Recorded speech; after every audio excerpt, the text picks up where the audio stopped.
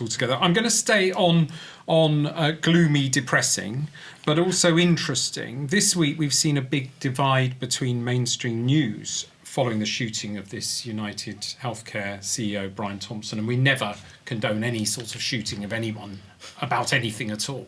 I think personally people lose me when people lose their lives, but versus an enormous online support for the suspect, Luigi Mangione, which is, I mean, and my daughter was talking about this. This is unity we're getting, apparently. She's looked at a lot of this. She's researched a lot of this. Unity from usually divided political communities, rather than them saying, on the one hand, this is just a terrible thing. You don't murder people in the street, or, allegedly murder people in the street. And on the other side, this person, United Healthcare CEO, is representing a reprehensible side of society where now we're paying for our healthcare.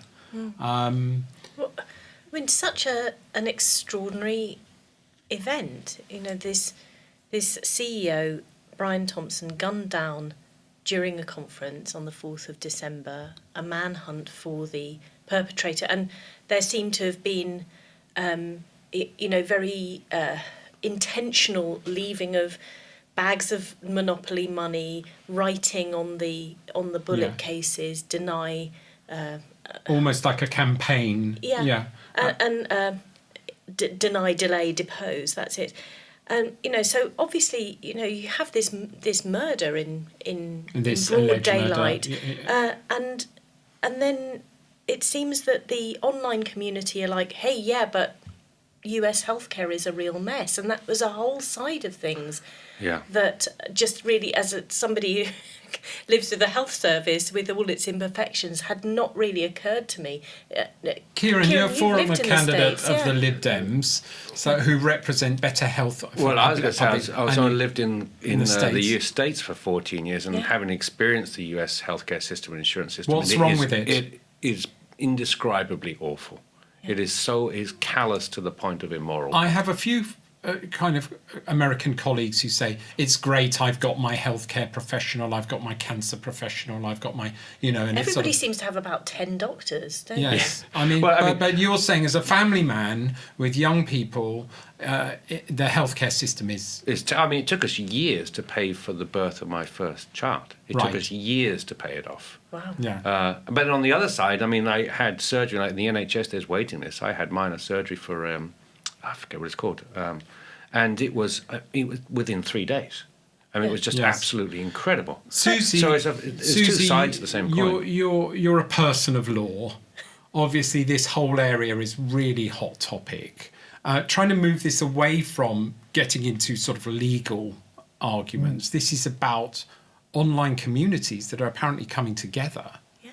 And dominating also saying voice. How hot the alleged murderer is, and also just sort of communities who normally are at each other's throats in the online sphere. Yes, you've got Ben Shapiro, together. Who's like a super right-wing political content creator. And he was calling out, this is somebody who's a father with children, and the comments are all like, no, he was representing big healthcare, and there's this sort of idea that this is somehow a justifiable act. And this is his people. He was saying people. the left wing, are supporting the murder of a man, and his own right-wing commentators are saying, no, what's happening with the healthcare system is so reprehensible that we need to presumably look at this whole thing another way.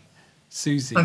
Honestly, I think what we're seeing is a symptom of the horrific simplification of our online information environment, and the dehumanization of it.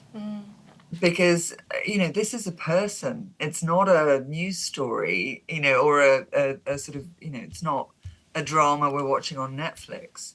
This is a real person who's lost his life. And the questions that there may be about the health insurance system in the US are an entirely separate, huge and political question, which have human rights implications for, millions of people as well. But the idea that you have to somehow simplify this down to someone's right and someone's wrong, I think it's incredibly dangerous. And one of the things that I would say about human rights law is that why it really matters is because human rights law is about protecting someone's human rights against the mob, whoever the mob is and whoever the person is.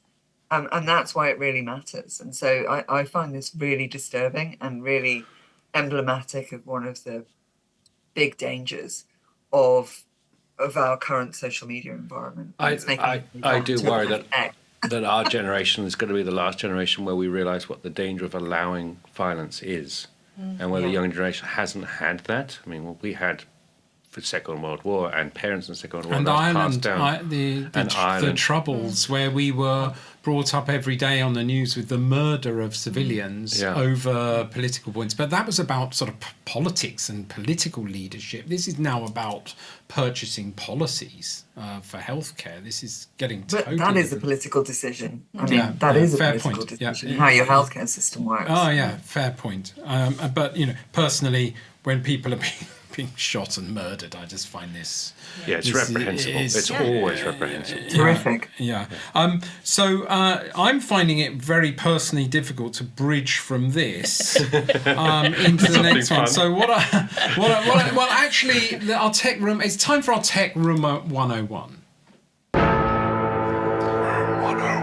Now, in our Tech Room 101, we can remain angry and shocked and worried. Susie Allegri, what is your Tech Room 101? What would you like to throw in the bin forever? AI companionship. Oh dear. Even if your AI companion, even if you were a guy and your AI companion was Megan Fox, or any person, and your AI companion was Megan Fox.